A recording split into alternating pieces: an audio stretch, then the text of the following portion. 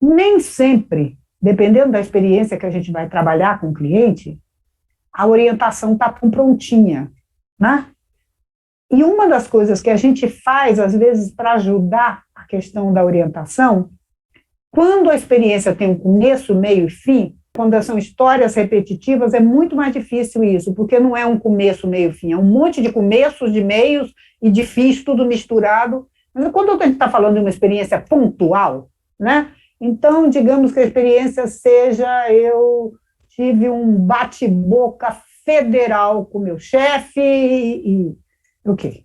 Eu até sei que resolveu, agora está tudo bem, já se passou 5 anos, a gente virou grandes amigos, mas aquela história ainda me incomoda, né?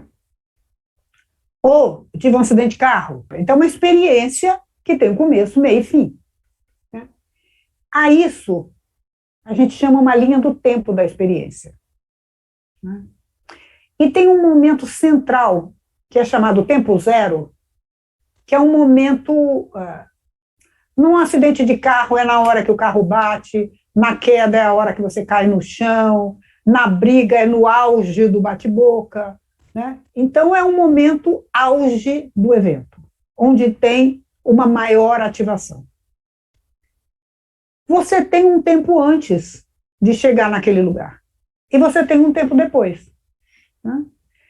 Quanto mais afastado desse tempo zero, menos ativação tem, tanto antes como depois. Tinha um tempo posterior, que é depois que tudo acaba. Este lugar costuma ser muito recursador. Quando é que você se livrou disso?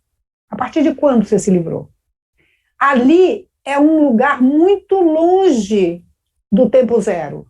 E este lugar é um lugar costuma ser um lugar de recurso e costuma ser um lugar onde não só não tem ativação, como tem espaço, né? Agora, em relação à linha do tempo, quanto mais longe desse T0, menos ativação costuma ter. Então, vamos pegar, por exemplo, um exemplo de um acidente de carro. Você está andando na rua, dirigindo. A gente não sai dirigindo se preparando para ter um acidente, né? Eu espero que a maioria de vocês não tenha esse tipo de previsão, né?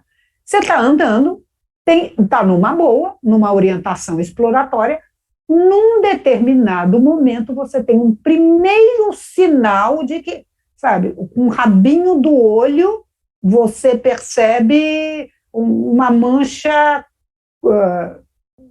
do carro que está chegando aqui do lado. Quanto mais essa imagem for andando e quanto mais for chegando perto do momento em que vai ter a batida, mais a ativação vai aumentando.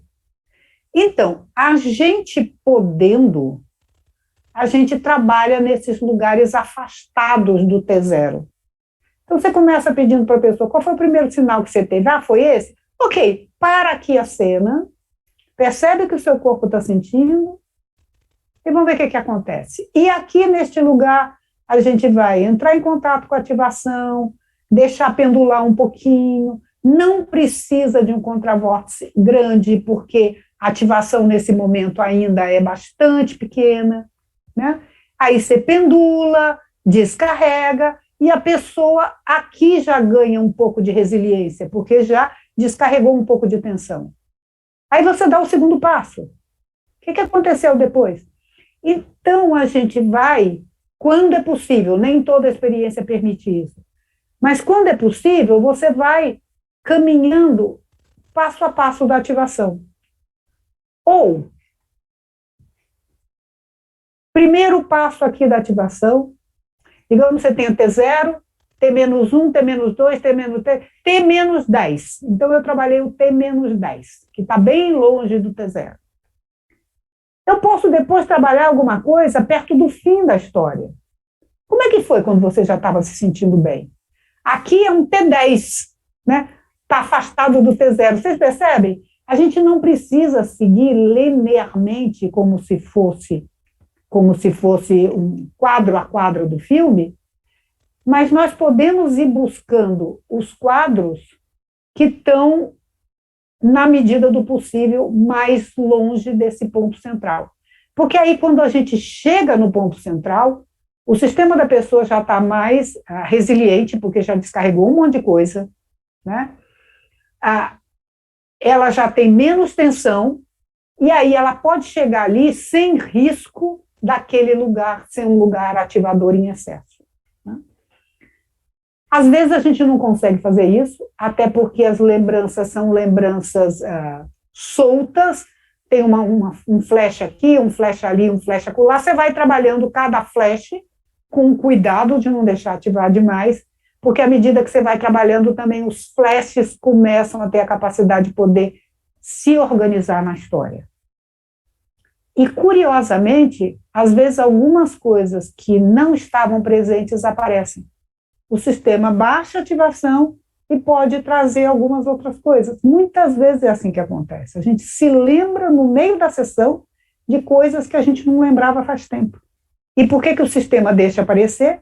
Porque ele está mais resiliente, então ele tem mais condição de mostrar certas coisas, expor certas coisas. Está fazendo sentido para vocês, gente?